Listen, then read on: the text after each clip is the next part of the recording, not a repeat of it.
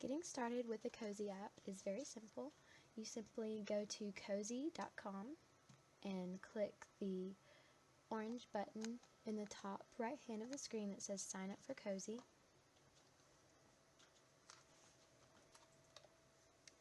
After you click that button, it should say Sign Up for your free account. You simply type in your email address, your first name, your household name if you'd like, it's optional, and your shared password, and create your account. Once you create your account, it'll bring you to your home screen where it says Welcome to Cozi. Here you can click on your profile picture to upload whatever picture you'd like, and you can also see all of the features of the app. On their home screen, it would say, it'll have things like your calendar. If you have events on your calendar, it'll show whatever you recently added to your journal, and also if you added anything to your grocery list, you would be able to see it here. So getting started with the calendar feature of the app, simply click on Calendar on the left hand side of the screen. Here you'll see a daily list that's really large in the middle of the screen, and you'll also see kind of an overview of the month in the top middle of the screen. To add an event, you click on the day that the event is taking place on the miniature calendar. Then you click where it says Type to add an event. Type in the name of the event and press enter, and it'll add it to whatever day you had selected. If you'd like to edit specific things about the event, like when it ends, what time it starts, or what time it ends, and you can also click who is involved with the event. If you have multiple students on the account or multiple family members, you can select or unselect them to see who can see the event. The next feature of the app is the shopping list. Here you can add items to your shopping list by clicking where it says Click to add an item. Click that and type in the item that you'd like to add, and it'll pop up on your screen. To mark it off your shopping list, all you have to do is click the check mark and it'll cross it off. I like this feature because you can, if you need to remember what you already got, you can still see it. It doesn't completely remove it. It just puts a line through it. The next feature that you'll see on the app is the to-do list. When you click the to-do list label on the left-hand side of the screen, it'll bring up a page that has lists, remove, print, change, and tips. To add a list, click the list drop-down box. You could either click New List, Organize List, and here you'll see all of your lists that may have to do with other people if you've created them.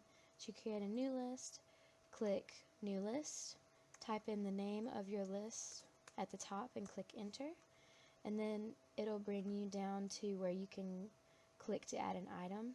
Whatever item you add, you can type it in. And just like the shopping list, if you want to cross it off your to-do list, you can click the check mark and cross it off.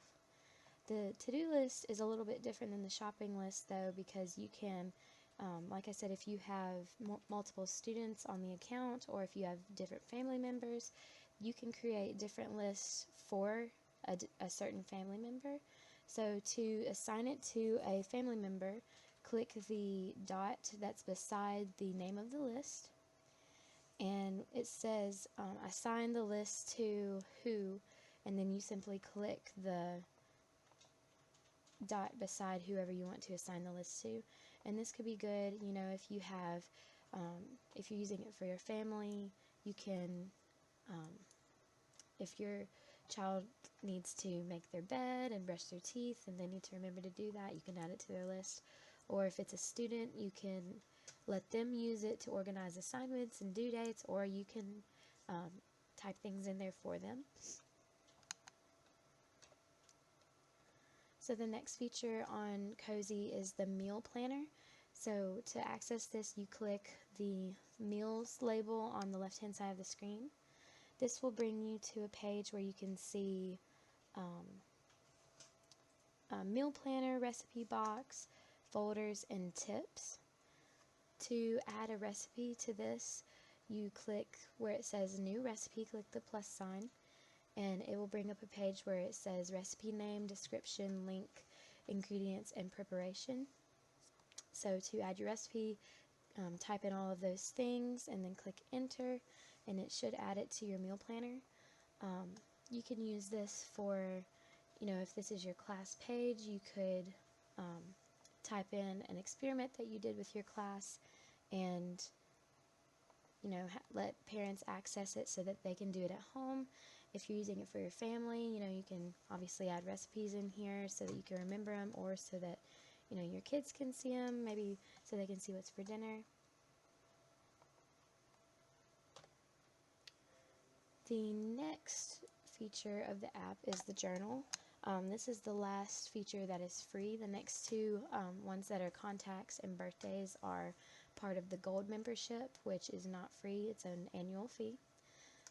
The journal, this is where you can type in events and add pictures to them.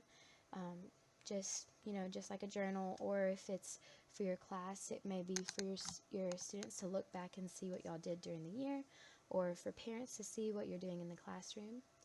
To add to your journal, you click jot down a moment, and in the box where it says type here, you type in a description of whatever you want to be in your journal, and then if you want to add a photo, click the gray box where it says add photo, and click choose file and choose whatever picture you want.